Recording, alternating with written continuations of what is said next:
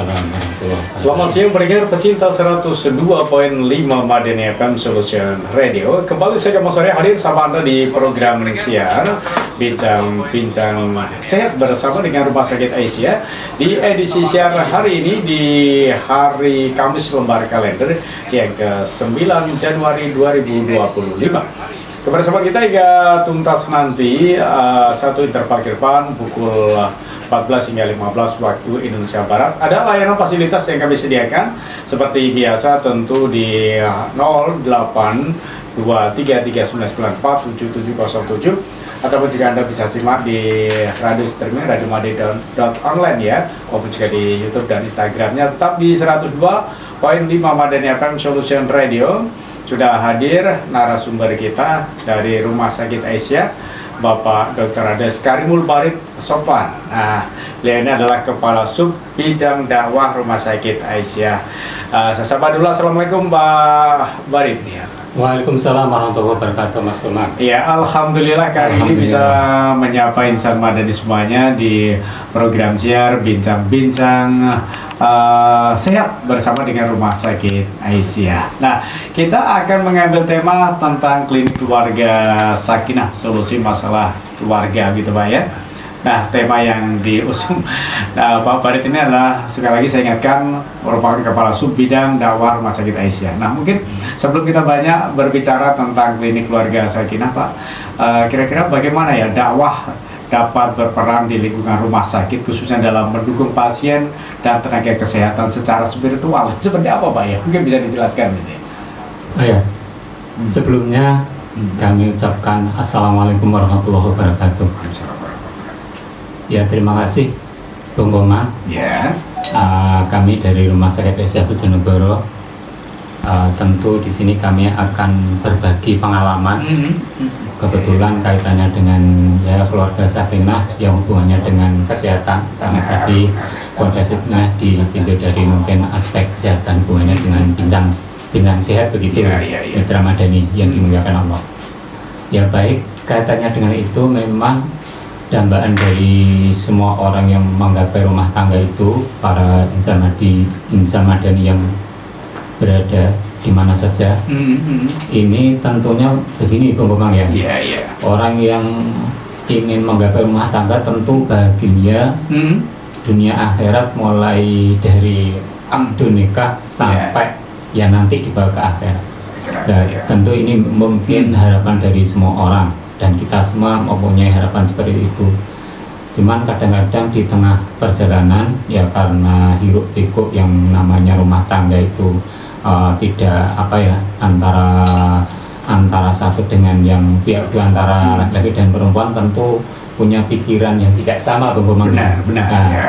Tentu harus mensikapi dengan penuh kearifan, dengan penuh bijaksana, tentu mengikuti apa yang telah dicontohkan oleh Rasulullah SAW. Nah, ditinjau dari sini Bung Boma, ternyata yang namanya rumah tangga keluarga sakinah, bila mana itu terjadi rumah tangga yang betul-betul keluarga rumah tangga yang sakinah mawaddah warahmah, itu dampaknya di kehidupan sehari-hari itu menjadikan rumah tangga tersebut personel pribadi menjadi sehat Bung Bambang. Oh gitu ya. Betul.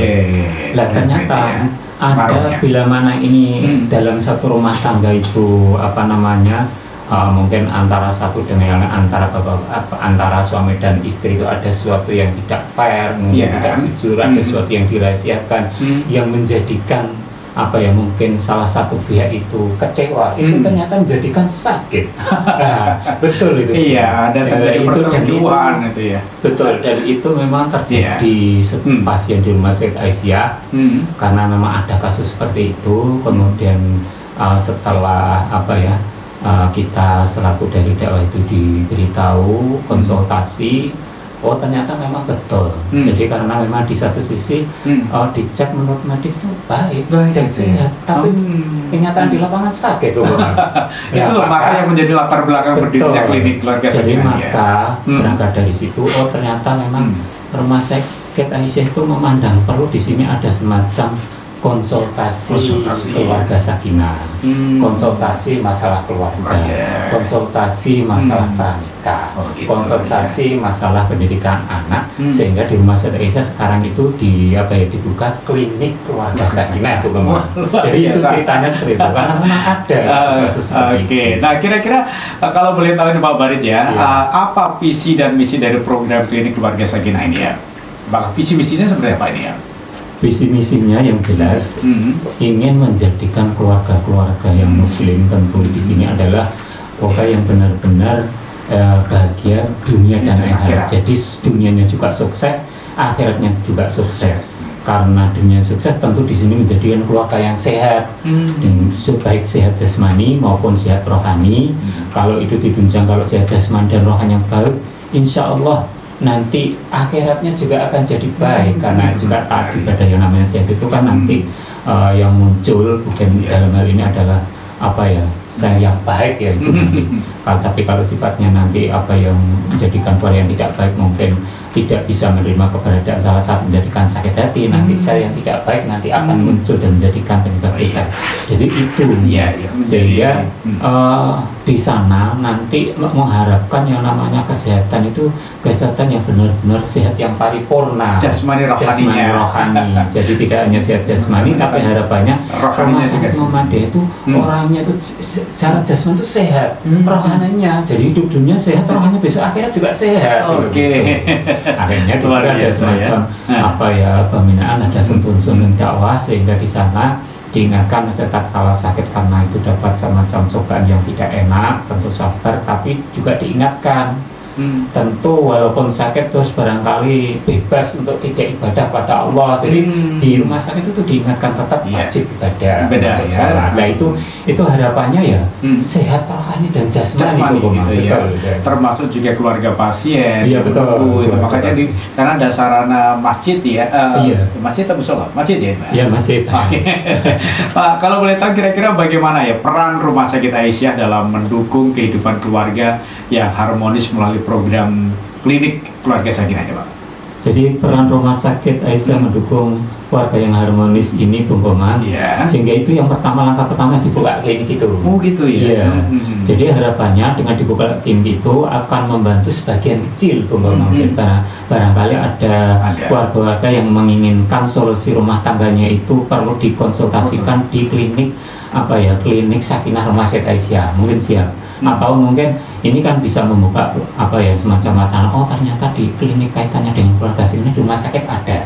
Jadi gitu, selama ini memang sudah pernah berjalan, cuma karena tidak diwadai dalam sebuah klinik, sifatnya hanya konsultasi antar pasien dan keluarga itu. Nah, harapannya dengan ini membantu secara nyata, ada semacam klinik, dan itu harapannya bisa diketahui oleh masyarakat luas. Gitu ya. Oke Pak, ini laporannya sudah ada yang masuk dari Angga di Soko ya. Pertanyaan begini Pak, apakah ada program pelatihan spiritual bagi staf rumah sakit termasuk tenaga medis dan non medis ya? Apakah ada pelatihan gitu terkait tentang klinik keluarga sakinah ini, baik tenaga medis maupun yang non medis? Untuk pelatihan, jadi ada semacam pembinaan. Jadi selama ini ada semacam perkumpulan bagi karyawan yang memang belum keluarga, itu dikumpulkan, kemudian ada semacam istilah pembinaan kaitannya dengan keagamaan, pentingnya tentang keluarga, kemudian kesiapan bagaimana untuk membentuk sebuah rumah tangga itu, dan pentingnya jadi di situ tidak boleh yang namanya hidup itu tidak punya pasangan, itu tidak boleh, harus punya. Kemudian untuk pembinaan kaitannya dengan keagamaan itu secara rutin ada gitu. Jadi ada bahkan mungkin kalau kaitannya dengan alat Islam itu, dan kemudian ada 1 minggu 2 kali termasuk para dokter tim medis. Termasuk tim medis, non medis, semua ada. Bagaimana nanti ketika menyapa pasien itu kan perlu dengan teknik-teknik yang bermasa dakwah gitu ya. Betul. Menyapa dengan baik gitu ya, salam. Betul. Jadi harapannya lah barangkali nanti misalkan kok ada yang namanya orang itu kan banyak yang karyawan itu banyak, dalam menyambut mungkin menyapa pasien ada yang belum sesuai dengan ketentuan apa yang spiritual dalam adalah agama Islam.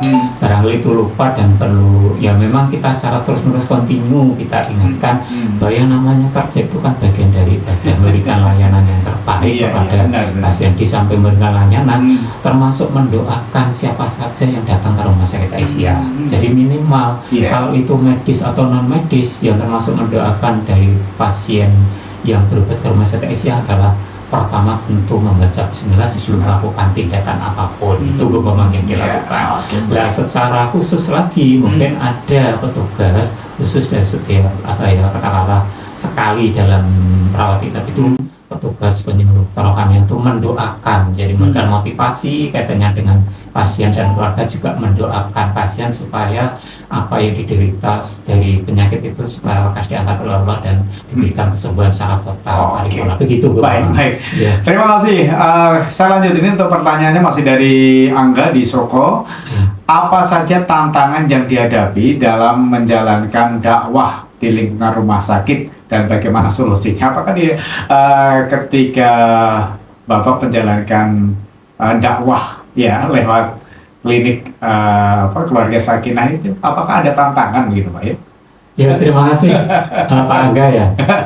Kalau bicara kaitannya dengan dakwah dan tantangan itu di mana saja yang namanya dakwah itu pasti ada tantangan Bapak. Jadi betul, jadi apakah ada tantangan? Memang benar ada tantangan. Ya bisa jadi karena namanya orang itu banyak, bisa jadi ada yang menganggap kurang bisa menerima keberadaan kaitannya dengan diingatkan misalkan Bapak karena kaitannya dengan sakit itu cobaan dari Allah, sabar keras sakit ya itu termasuk bagian makan tapi juga harus sabar. Seperti itu ya. Betul. Kemudian diingatkan sholat, sakitnya gini kok suruh sholat ya, kita juga sabar karena mengapa apapun kaitannya dengan perintah menjalankan kewajiban sholat bagi orang itu walaupun sakit tetap tidak lepas, itu tetap wajib. Dan kita ada pun misalkan yang kita ingatkan kok itu ya belum melakukan sholat itu bukan terlepas dari kewajiban kita hanya sekedar itulah termasuk diantara salah satu sekian banyak dari tantangan dan hambatan dakwah. Walaupun seperti itu yang namanya rumah sakit Muhammadiyah tetap menyampaikan karena itu ladang media dakwah kita, saudara kita. Jangan sampai tatkala sakit mungkin waktu sehat mungkin aktif ibadah rajin, tapi tatkala sakit bisa jadi itu lupa karena sakitnya, sehingga kita ingatkan atau mungkin justru sebaliknya. Tatkala sehat itu mungkin ya mohon maaf Pak Angga tadi bisa jadi ada kasus yang selama ini belum pernah yang boleh dikatakan menurut versi keluarga ya. Ya katakanlah selama ini belum pernah sobo masjid misalkan. Ya alhamdulillah dengan sakit itu sadar ya. Betul.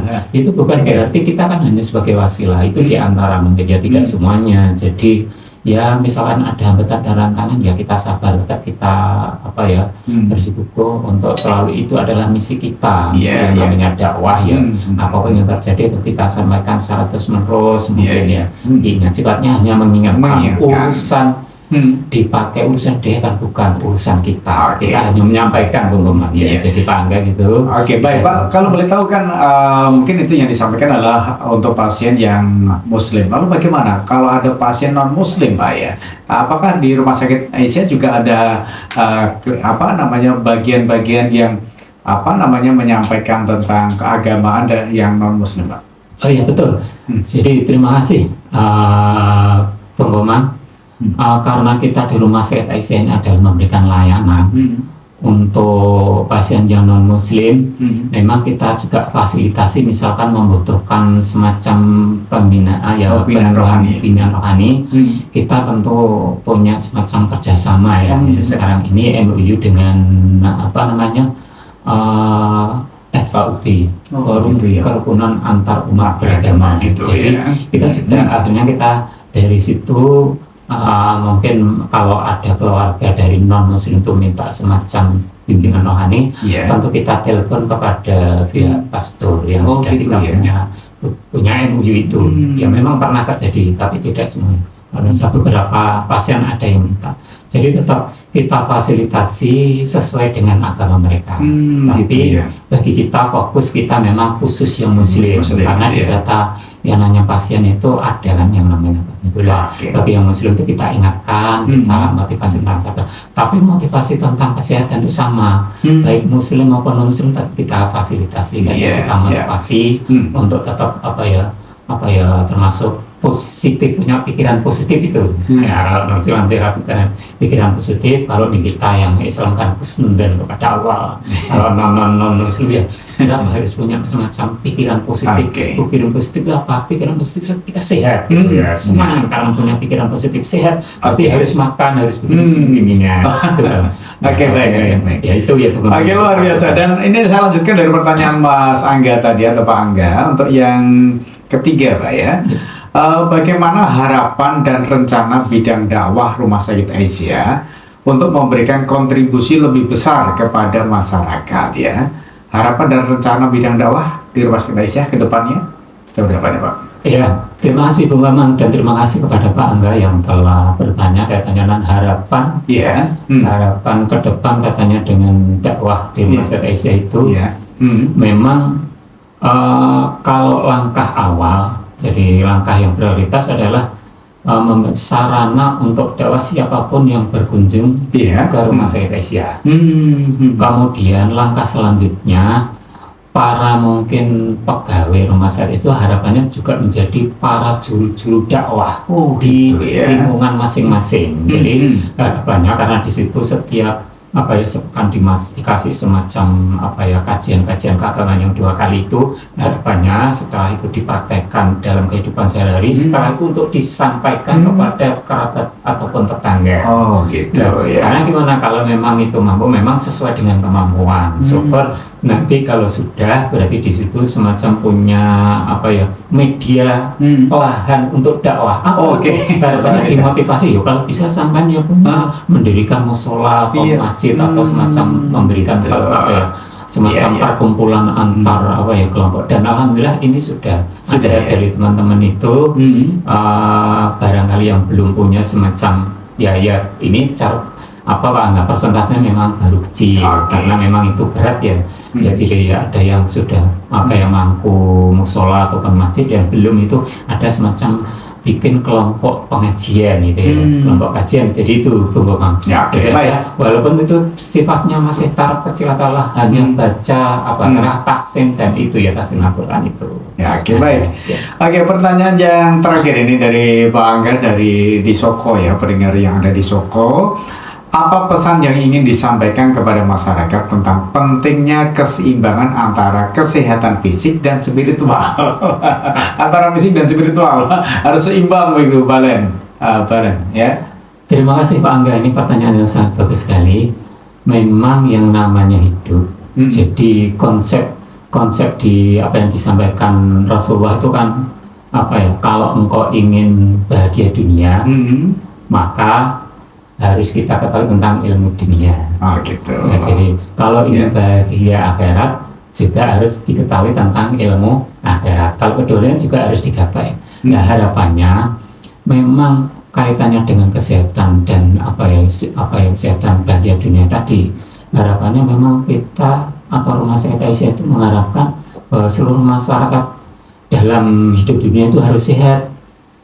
Sehat di sini memang mulai dari pikirannya juga harus selalu berprasangka baik kepada Allah, kepada orang lain juga baik, pada siapapun juga harus baik. Jangan sampai punya semacam prasangka yang buruk. Jadi penyakit hati itu dihindari, itu salah satu dari juga itu sekaligus mengamalkan ajaran agama yang disampaikan oleh Rasul.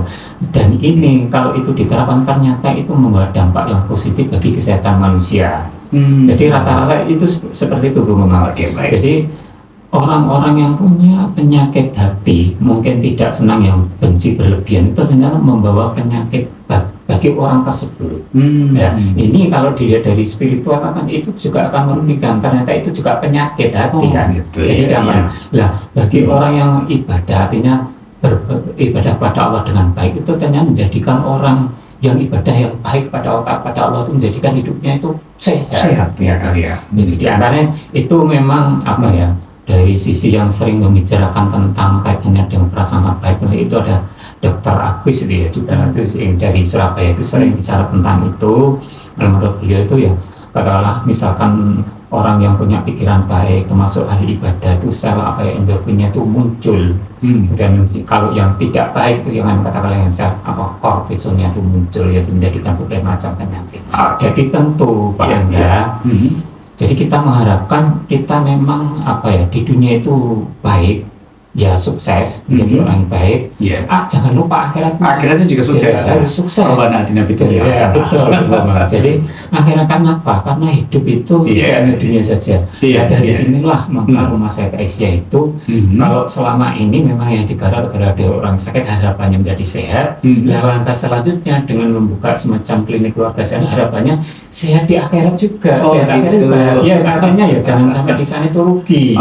Kalau bahasa pujian kecil saya pengembang rugi dunia itu orang jadi opo, rugi akhirat belajar opo. Itu kalau konsep saya pribadi itu salah. Rugi dunia ya opo, ya kayak bisa rugi dunia ya opo. Artinya itu hanya sekedar usaha kita pokoknya. Harapannya yaitu tadi ya kita dalam ini katanya merawat kesehatan Pak Angga, termasuk pola makan juga kita kita ikuti mungkin apa yang disampaikan oleh para dokter, barangkali kita ada sesuatu makanan yang kita ikuti. Nah, mungkin juga kaitannya dengan gerak. Gerak di sini adalah boleh dikatakan mungkin olahraga mungkin tertentu disesuaikan dengan umur wong tua ya kalau misalkan futsal ya jalan kaki lah kita ya dari sisi spiritual kita perkuat ibadah kepada Allah. Jadi semakin tua harapannya ya di samping menjaga tentang kesehatan hidupnya juga ibadahnya harusnya semakin kuat juga. Baik. Terima kasih dan ini juga saya sampaikan terima kasih Pak Angga yang ada di Soko yang sudah ikutan gabung. Tentu kalau mungkin ada hal-hal lain yang ditanyakan silakan di 082339947707 di YouTube-nya ini ada Pak Sudarso Sasongko. Pak Sudarso ini di kawasan Loraya. Assalamualaikum Bung Kopang, menyimak Bung Kopang. Baik, kita terima kasih Pak Sudarso yang sudah ikutan gabung ya dan menyimak lewat YouTube-nya. Kemudian ada Usi. Assalamualaikum Ustaz ya. Bagi tip mempersiapkan keluarga sakinah supaya pas sudah bersuami keluarga saya bisa sakinah dan nggak perlu ke klinik keluarga sakinah karena sudah sakinah. Terima kasih. Apakah ada tip-tip khusus bagaimana mereka yang belum berkeluarga nanti harapannya setelah menikah menjadi keluarga yang sakinah itu ya? Terima kasih mengenai pertanyaan yang sangat bagus. Pertanyaan dari Usi. Bu Susi. Jadi tip untuk bagaimana menjaga tips supaya menjadi keluarga sakinah. Yang pertama, Bu, jadi jangan memandang tabu untuk selalu belajar bagaimana. Jadi persiapan di sini adalah belajar bagaimana menjadi seorang ibu yang harus dilakukan apa saja. Bagi bapak-bapak juga demikian. Kalau boleh dikatakan ya ini sekarang ini mungkin di pemerintah ada semacam bimbingan konseling pranikah itu diantaranya seperti itu. Artinya kita belajar, jadi membaca kaitannya dengan apa yang menjadi tanggung jawab kita, terus mungkin setelah misalkan keluarga yang menjadi tugas dan kewajiban itu apa saja. Artinya kita sudah mempelajari tentang ilmu itu, dan nanti setelah benar-benar keluarga menerapkan itu. Tapi kadang-kadang di praktek penerapannya ada sesuatu memang kadang-kadang di luar dari prediksi apa yang kita pelajari. Jadi begini Bu Kaman, misalkan ternyata dari misalkan orang kriteria seperti ini ya kita sudah harapannya karena perbedaan kecil itu jadikan kadang-kadang apa yang dipelajari itu ternyata tidak bisa untuk diterapkan dalam kehidupan rumah tangga misalkan ya seperti itu ya. Berarti di sini memang kita sabar artinya selalu mengingatkan terus. Misalkan satu sisi sebenarnya apa yang menjadi calon pasangan kita baik itu suami atau istri itu dari sisi mungkin kita tahu itu bagus teman, tapi prakteknya mungkin ternyata kok tidak melakukan ini. Nah ini kan di lapangan setelah kita. Nah bagi salah satu itu jangan sampai emosi. Emosi itu menggunakan egonya sendiri itu yang dikuatkan. Misalkan waktu memberikan semacam diskusi, menyampaikan usulan belum diterima ya sabar. tetap nanti disampaikan. Mungkin ini adalah mengalah. Mengalah di sini bukan berarti kalah, tetap yang namanya itu strategi dakwah menyampaikan demi kebaikan. Kenapa? Karena mungkin waktu kita menyampaikan timingnya kurang pas. Mungkin lagi galau, mungkin waktu lagi kerja masalah banyak juga kurang pas. Sehingga itu belum bisa diterima, ya kita nyimpan. Kalau misalkan seperti ini setelah jadi istri ada masalah manggil suaminya Mas atau Kak atau ya, itu sekali mungkin belum didengar. Karena kenapa? Karena memang suami atau ayah ini lagi konsentrasi sesuatu, menyelesaikan satu pekerjaan. Kadang-kadang seperti itu. Manggil lagi ayah dong ya, agak keras. Mungkin belum dengar lagi. Akhirnya yang ketiga itu agak keras. Setelah yang ketiga karena panggilan tukar keras, sehingga suaminya ayah ini melihat dengan agak melotot. Ini ada apa?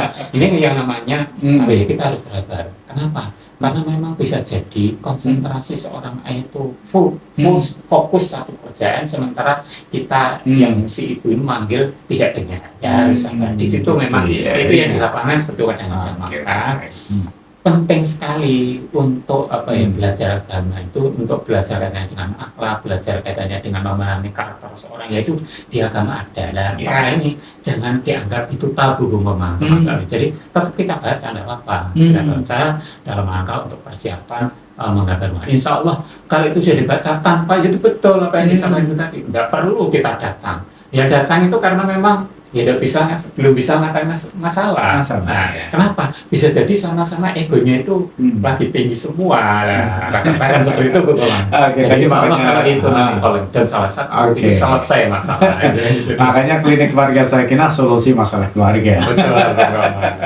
Itu harapannya seperti itu. Gitu ya. Oke, baik. Pendengar pecinta Madani, jangan kemana-mana, kita akan break dulu karena sesaat lagi ada break komersial berikut ini. Tapi 102.5 Madani FM Solution Radio. Insan Madani dimanapun Anda, kembali masih dari jantung kota Bojonegoro, Jalan atau Kumar 48 di program siar Bincang-Bincang Madani di edisi siar hari ini. Dan tentu masih bersama dengan Pak Karimul Barid dari Rumah Sakit Aisyah. Dia ini adalah bidang dakwah di Rumah Sakit Aisyah. Nah, ini juga ada Usi tadi menyampaikan barakallah Ustaz, semoga Allah memberi kesehatan dan panjang umur gitu ya. Oke, baik. Oke, baik. Nah, coba ini mungkin bisa kita sampaikan untuk pertanyaan berikutnya ini. Ada waktu KZA, pertanyaannya begini. Bagaimana program dakwah menjangkau pasien dari berbagai latar belakang agama atau keyakinan ini ya? Oke, mungkin bisa dijelaskan ya Pak? Ya, terima kasih. Program dakwah yang menjangkau kepada berbagai keyakinan, intinya di kita dalam hubungannya dengan kesehatan itu adalah memberikan layanan yang terbaik sesuai, jadi mengamalkan apa kaitannya yang disyariatkan oleh agama kita. Itu adalah dakwah. Yang jelas kita tidak meminta kepada pasien untuk masuk Islam, tidak. Kita memberikan layanan yang terbaik, itulah dakwah kita. Itu berarti yang non muslim tentu ya. Misalkan memberikan pelayanan yang tepat, yang akurat, kemudian juga penuh dengan ramah. Ya dengan ramah itu tadi bukan berarti di situ tentu misalnya kita masuk di ruangan ya kita tidak mengucapkan salam tentu karena kita sudah tahu kita bukan muslim, tapi memberikan sesuatu yang terbaik untuk layanan itu adalah dakwah kita. Oke, baik. Baik, Ustaz mungkin bisa dimatikan dulu untuk YouTube-nya ya, biar nanti suaranya tidak double masuk begitu ya. Oke, baik. Pendengar pecinta Madani juga terima kasih tadi untuk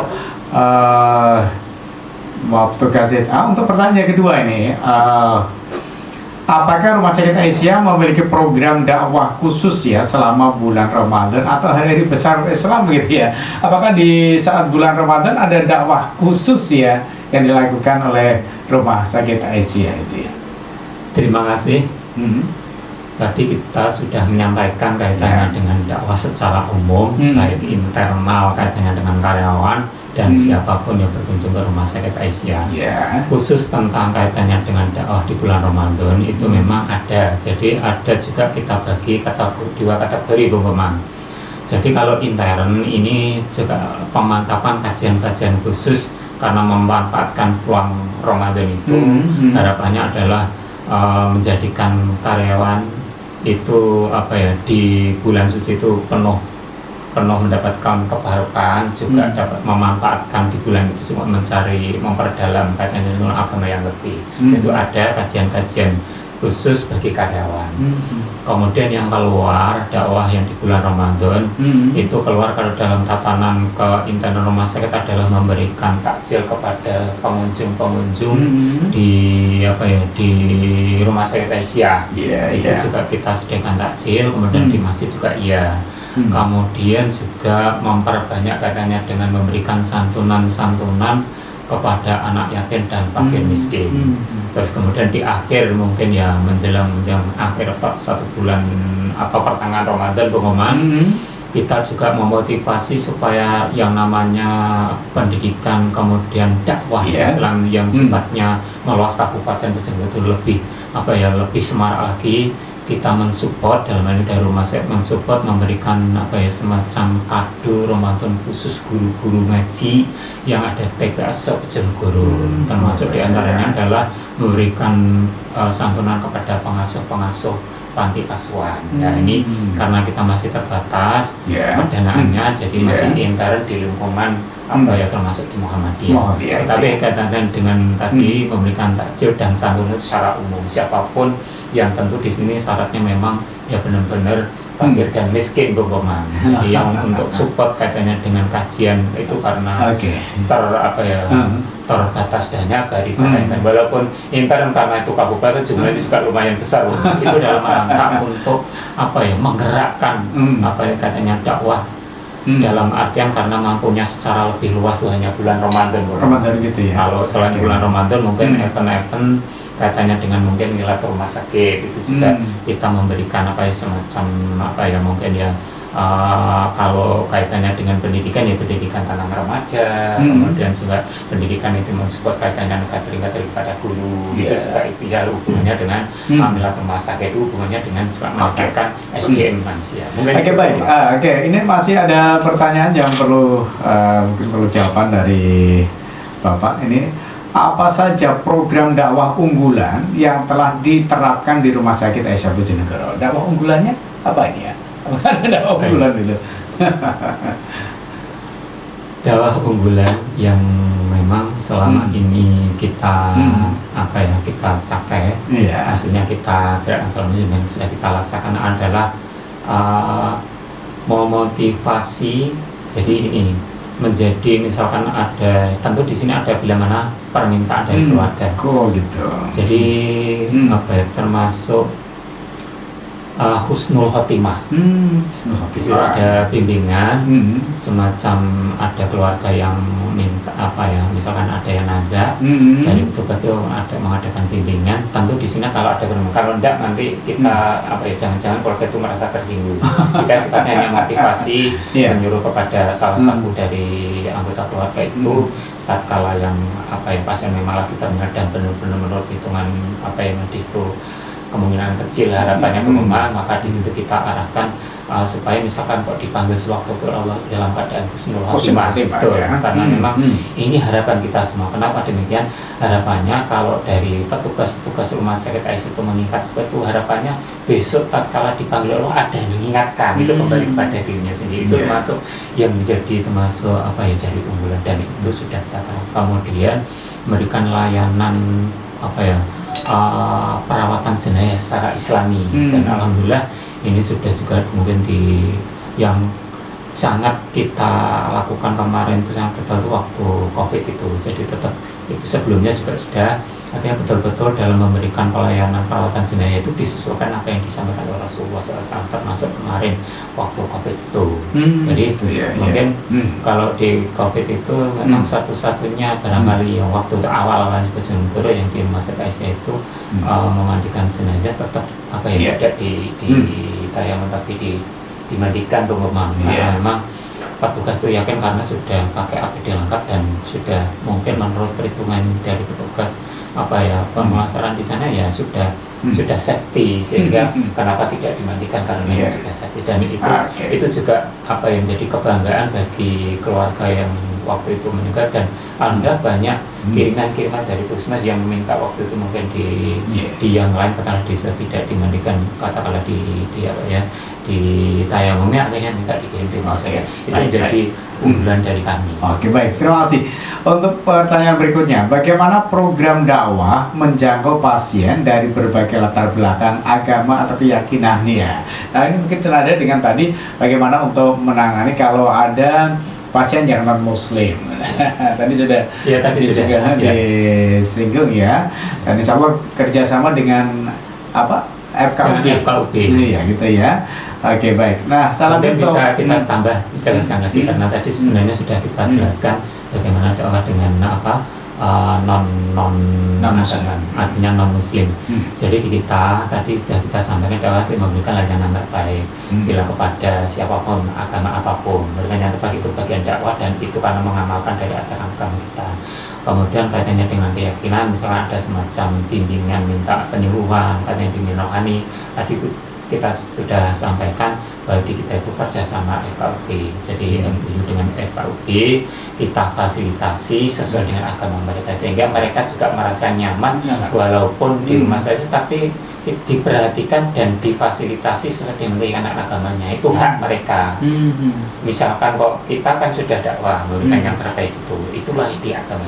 Tapi karena mereka minta semacam penyuluhan sesuai dengan agama yang kita fasilitasi tentang itu. Dan inilah karena kita berada di Indonesia sebagai memberikan layanan itu tadi. Itu masuk bagian dakwah artinya keberagaman itu. Baik. Nah, ini juga pertanyaan terakhir masih dari Ibu Maptoka. Apakah Rumah Sakit Aisyah memiliki program dakwah khusus selama bulan Ramadan? Oh, tadi bersama dengan tadi namanya ya. Pertanyaan sudah disinggung dengan penanya yang sebelumnya tadi ya. Oke, baik. Mungkin kita tambahi yang khusus tadi kalau di istilah umum itu boleh dikatakan bahwa begini, pondok Ramadan. Ya, kalau kita kajian Ramadan gitu ya, dalam. Jadi itu program khusus intern bagi karyawan. Kalau yang umum tadi sudah kita jelaskan. Oke, baik. Nah, ini namanya Pak Sudarso selain menyaksikan di YouTube-nya, ini juga masuk ya. Pertanyaannya di layanan 082339947707. Assalamualaikum warahmatullahi wabarakatuh. Waalaikumsalam warahmatullahi wabarakatuh. Saya Pak Sudarso ini di Blora. Semoga kita semua selalu dalam lindungan Allah SWT. Amin. Ustadz, bagaimana cara menjaga kestabilan hubungan suami istri ketika menghadapi kesulitan ekonomi? Karena ini masalah utama yang menyebabkan banyaknya perceraian. Iya, masalah ekonomi tadi ini ya. Kira-kira seperti apa ya untuk klinik keluarga Sakinah ini? Terima kasih, pertanyaan yang sangat bagus sekali. Iya, benar. Jadi begini Mbak Sudarso, memang dalam rumah tangga uang itu bukan segalanya, tapi di satu sisi uang juga segalanya.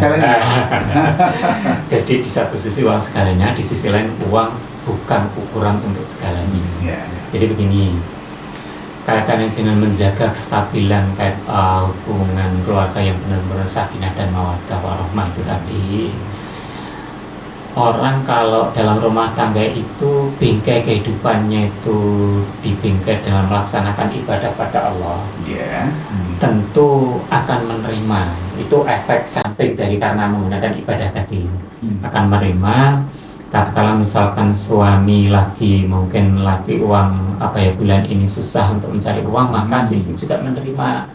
Karena apa? Karena memang yaitu di dalam keluarga itu sama-sama terbuka.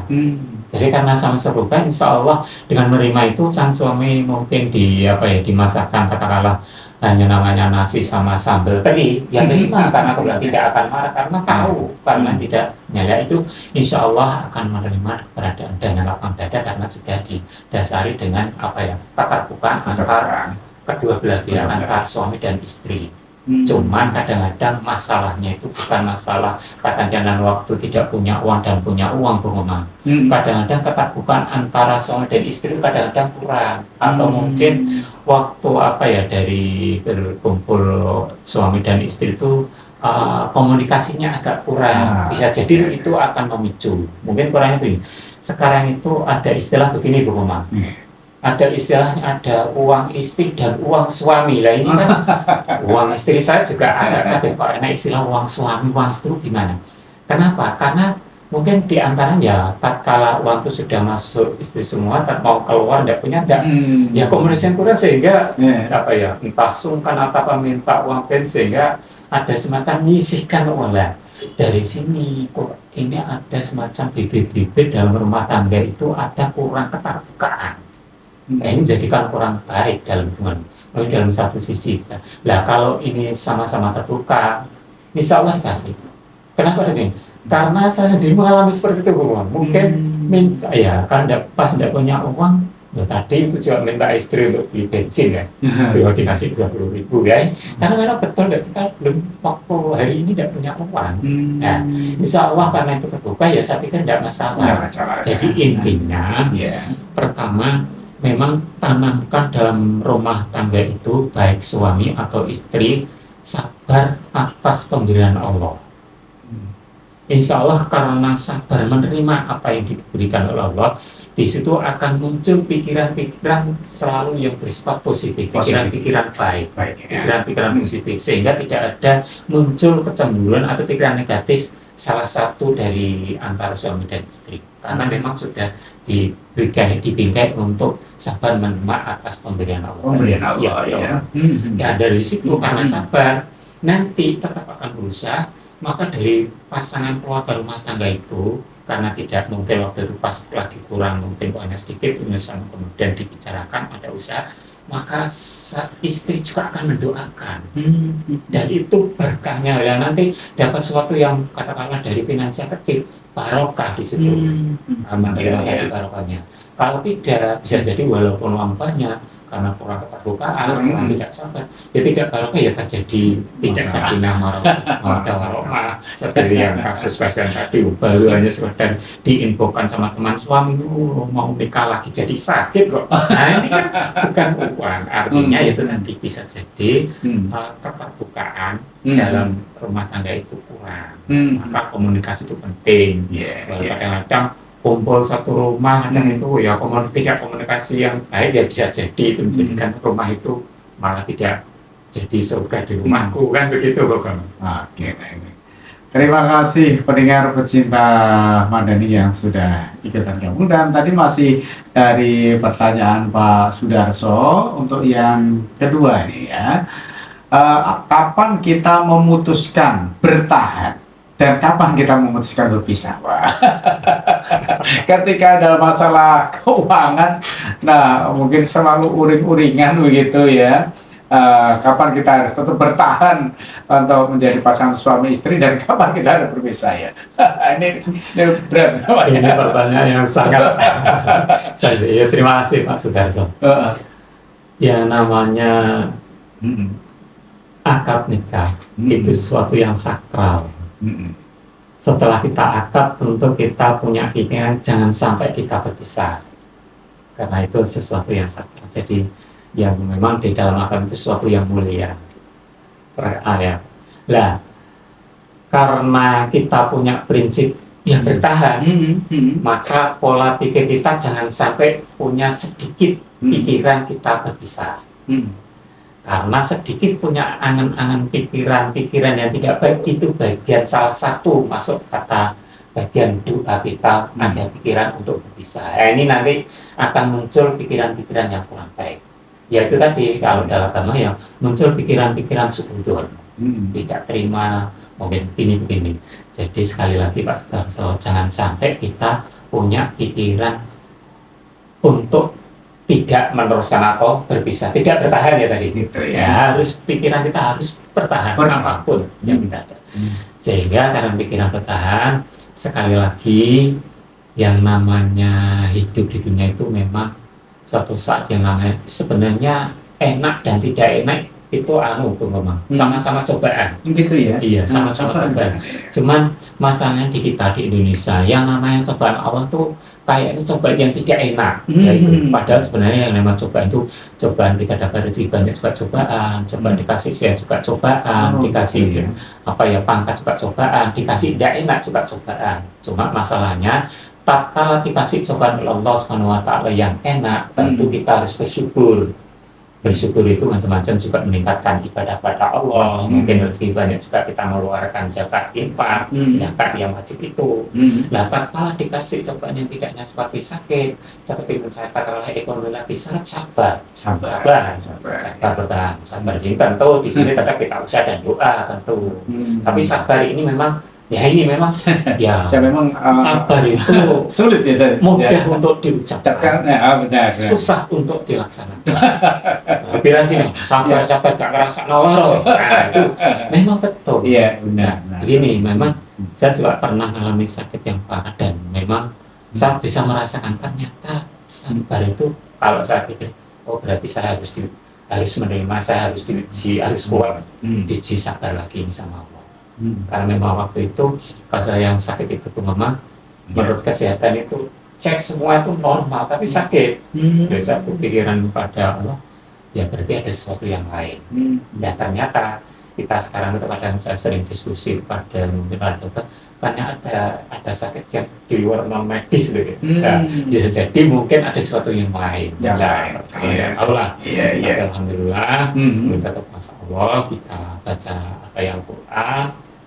Ya, setelah kita baca Al-Quran yang namanya kalau di istilah yang lain yang namanya ruqyah kita namanya apa ya kalau lebih pelaksanaan itu kalau selanjang ada penyakit muncul pagi tidak muncul itu apa ya itu kotor Allah tidak tahu ya itu artinya diuji kesabarannya, jangan sampai mungkin tatkala kalau tidak diuji kesabaran berarti pikirannya negatif, aku pipi salah orang ya itu kan pikiran negatif ya. Kalau positif ya mungkin Allah masih kasih kesabaran ya, misalnya dia tetap mendekat pada Allah kalau tanpa pikir dan kesabaran bagian dari mungkin itu. Jadi kembali lagi sabar, tetap harus punya pikiran, harus bertahan, jangan sampai tidak bertahan, harus bertahan.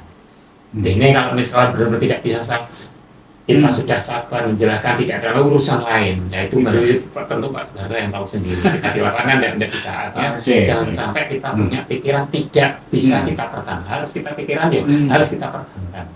Bertahan itu Pak ya. Oke, tetap keutuhan sebuah rumah tangga jalin mudah-mudahan keluarga kita menjadi keluarga yang sakinah mawaddah warahmah gitu ya. Oke, baik. Terima kasih Kak Hasan nyimak Bung gitu ya. Oke, baik, terima kasih.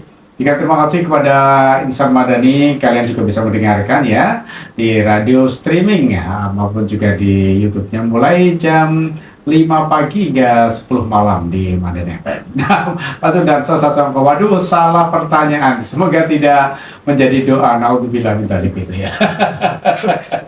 Oke, baik.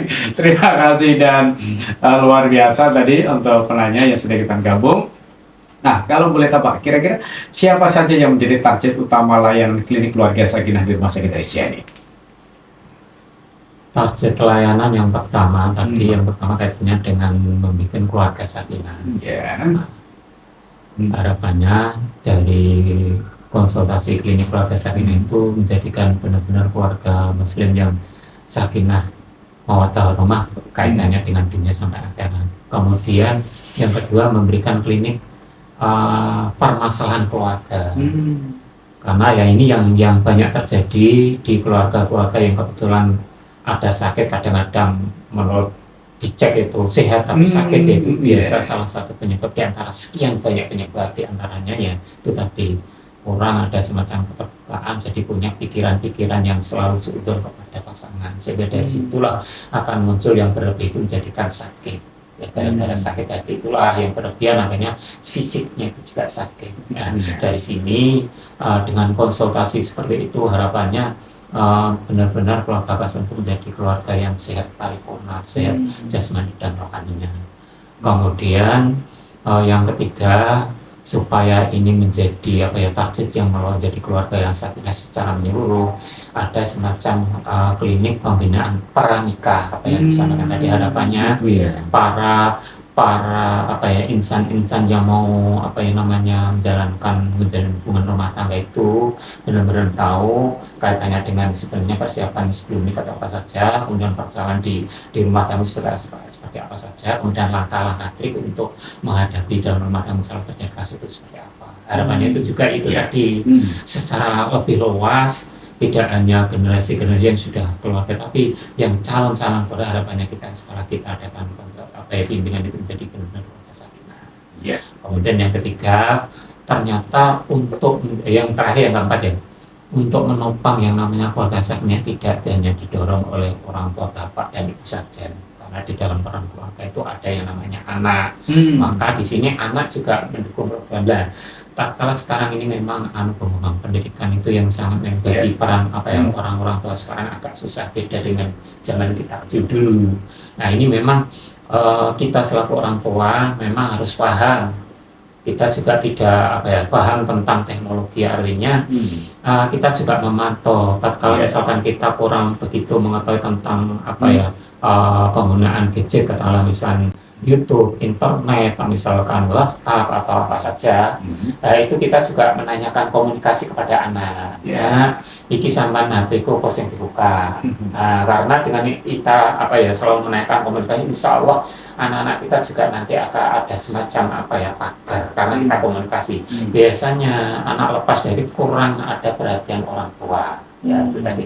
Jadi misalkan anak lagi pegang itu, katakanlah mungkin kita jadwal, kalau jam 7 sampai jam 8 anak tidak boleh pegang HP, mungkin kenapa digunakan untuk ngaji dan baca Quran. Nah setelah jam-jam itu maupun sebelum juga kita selaku orang tua juga mengawasi itu. Nanti harapan supaya itu tadi keluarganya karena anak juga di situ dalam bagian rumah tangga. Oke, baik, pendengar pecinta Madani, nampaknya kita sudah di penghujung acara ini. Oke, baik, Insya Allah Madani, demikianlah akhir dari program Bincang-Bincang Sehat bersama Rumah Sakit Aisyah dan Klinik Keluarga Sakinah ya. Semoga informasi yang telah disampaikan dapat menjadi solusi bagi masalah keluarga kita serta membantu menciptakan kehidupan yang lebih sehat dan harmonis. Kami mengucapkan terima kasih atas partisipasi Anda semua. Jangan lupa untuk terus mengikuti program Bincang Sehat berikutnya dengan tema-tema yang menarik. Tetaplah menjaga kesehatan karena keluarga yang sehat adalah keluarga yang bahagia. Sampai jumpa pada kesempatan berikutnya dan salam sehat dari kami untuk keluarga Anda. Fastabikul khairat. Wassalamualaikum warahmatullahi wabarakatuh.